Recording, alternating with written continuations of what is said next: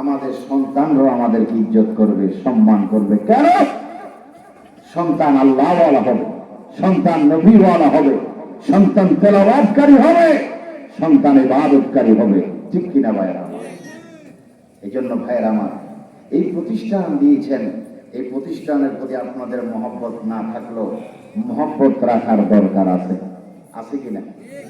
এখানে তো আমার সোনার বাংলা আমি তোমায় ভালোবাসি পড়ানো হবে না, এখানে পড়া হবে কোরআনুল কারীম।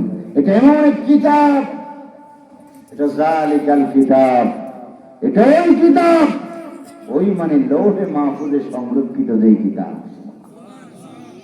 যেই কোরআন, এই কোরআনুল কারীম, এই কোরআনুল কারীমেরও বাড়ি আছে। আছে না? কোথায়?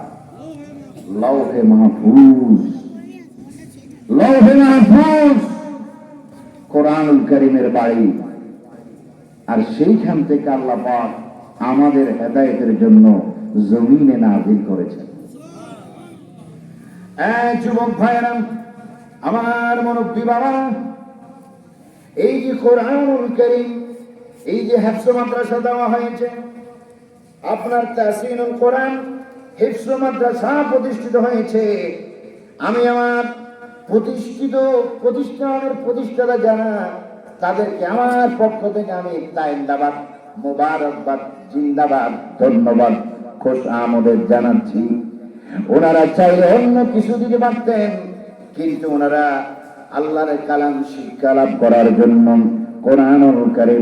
কোরআনুল কারীমের হাফেজ হওয়ার জন্য অসংখ্য মা, অসংখ্য বাবা তাদের সন্তানদেরকে এখানে পড়ানোর মাধ্যমে, হাফেজ কোরআন বানানোর মাধ্যমে শত শত মা বাবা জান্নাতে যাওয়ার উসিলা হয়ে গিয়েছে।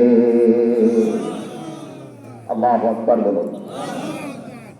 এই যে কোরআন, এই কোরআনুল কারীম পড়লে প্রতি অক্ষরে কত সওয়াব?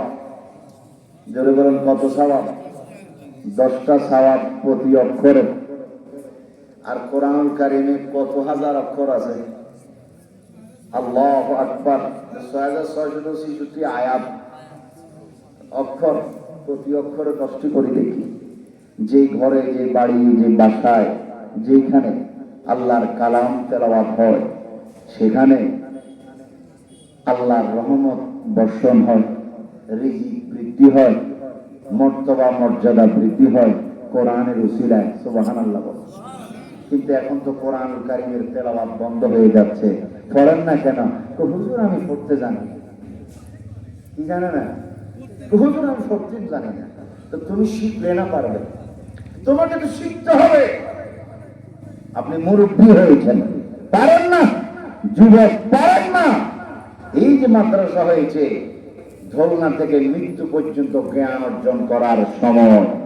আমি পারেন না বলে খেলায় খেলায় সময় পার করছেন শিক্ষার জন্য, আল্লাহর কালাম শিক্ষার জন্য।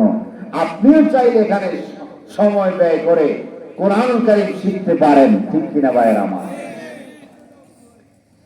যারা, যে সমস্ত মায়েরা বাবারা ছেলেদেরকে আলেম বানিয়েছেন, কোরআনের হাফেজ বানিয়েছেন, তাদের নসিব অনেক ভালো, তাদের তকদির ভালো, তাদের ভাগ্য খুব ভালো। যে সমস্ত মা বাবারা সন্তানদেরকে আলেম বানিয়েছেন, হাফেজ বানিয়েছেন। কিন্তু আমাদের দেশে দেখবেন, কোন বাবার ছেলে যদি ম্যাজিস্ট্রেট হয়, বাবার খুব গর্ব হয়, খুব আনন্দিত, গর্ব, আমার পোলা ম্যাজিস্ট্রেট। যদি কোন বাবার ছেলে জজ হয়, খুব গর্ব, আনন্দ, আমার ছেলে জজ, আমার ছেলে ব্যারিস্টার, আমার ছেলে বিসিএস ক্যাডার, আমার ছেলে ডিসি, ওসি, আমার ছেলে সরকারি অফিসার। গৌরব, অহংকার, ফখর। কিন্তু তুমি বাবা ফখর করছো তোমার ছেলে ডিসি হয়েছে, তুমি বাবা ফখর করছো তোমার ছেলে বিসিএস ক্যাডার হয়েছে, তুমি বাবা ফখর করছো তোমার সন্তান অফিসার হয়েছে। কিন্তু তুমি মরিয়া দেখো, তোমার সন্তান অফিসার, ওসি, ডিসি, এসপি, তোমার সন্তান বিসিএস ক্যাডার হয়েছে। তোমার বিন্দু মাত্র কোন গৌরব, কোন প্রহর কিচ্ছু নাই। শুধু তোমার জন্য হবে যন্ত্রণা আর যন্ত্রণা, আফসোস আর আফসোস। কারণ তুমি তখন আফসোস করবে, আমার সন্তানকে আমি কেন আলেম বানাইলাম না, আমার সন্তানকে কেন আমি হাফেজে কোরআন বানাইলাম না।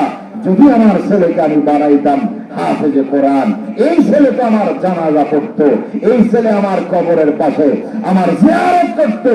কিন্তু এমন এক শিক্ষায় শিক্ষিত বানাইলাম যে ছেলেটা আমার কবরের পাশে দাঁড়িয়ে জিয়ারত করার জন্য কোরআনুল কারীম তেলাওয়াত পর্যন্ত জানে না। এই জন্য সন্তানদেরকে সুশিক্ষায় শিক্ষিত দিতে হবে, সুশিক্ষায় শিক্ষিত করতে হবে। ওই বাবা প্রহর করতে পারে জীবিত থাকতে এবং মৃত্যুর পর। যেই বাবা তার সন্তানকে কোরআন শিক্ষা দিয়েছে, ওই বাবা তার সন্তানের ব্যাপারে প্রহর করতে পারে যেই বাবা তার সন্তানকে আলেম বানিয়েছে। ওই বাবা তার সন্তানের ব্যাপারে প্রহর করতে পারে যেই সন্তান কোরআনের হাফেজ হয়েছে, আল্লাহ ওয়ালা হয়েছে। চিৎকার দিয়ে বলুন ঠিক কিনা? এজন্য দেখবেন বিসিএস ক্যাডারের মা বাবারাই কিন্তু বৃদ্ধাশ্রমে থাকে বেশি, ঠিক কিনা? বড় বড় সরকারি অফিসারের মা বাবারাই বৃদ্ধাশ্রমে থাকে বেশি। ওনাদের টাকা বেশি, সম্পদ বেশি, অর্থ বেশি। তারপরও সব ঠিক আছে, মা বাবা বৃদ্ধ হয়ে গেলে মা বাবার ঘরে আর জায়গা। অথচ যেই মা যেই বাবা কষ্ট করে পরিশ্রম করে নিজে না খেয়ে অর্থ জোগাড় করে সন্তানের পড়ালেখার জন্য খরচ চালিয়েছে, এই মা বাবা যখন ইনকাম করার বয়স হারিয়ে ফেলে, বৃদ্ধ হয়ে যায়, ওই সময় ওই সন্তান নিষ্ঠুর হয়ে জালিম হয়ে মা বাবাকে পালতে পারে না, রাখতে পারে না, বৃদ্ধাশ্রমে পাঠিয়ে দেয়। অথচ যেই মা কষ্টের পর কষ্ট করে 10টি মাস 10 দিন পেটে ধারণ করেছে, ঠিক কিনা? ধনী তো লাভ কি এই ধনী হওয়ার? লাভ কি এই টাকার মালিক হওয়ার? লাভ কি সম্পদের মালিক হওয়ার? আর যেই ছেলেটা কোরআনের হাফেজ হবে, যেই ছেলেটা আলেম পয়দা হবে, ওই ছেলেটা যদি গরিব হয়, যদি কৃষক হয়, যদি শ্রমিক হয়, যদি মেহনতকারী হয়, ওই ছেলের যদি খানা খাওয়ার, সংসার পরিচালনা করার অর্থ তৌফিক যদি নাও থাকে ঠিক মতো, ওই হাফেজে কোরআন আলেমের মা কোনদিন অযত্নে থাকে, বরঞ্চ সম্মানের সহিত থাকে, ইজ্জতের সহিত থাকে।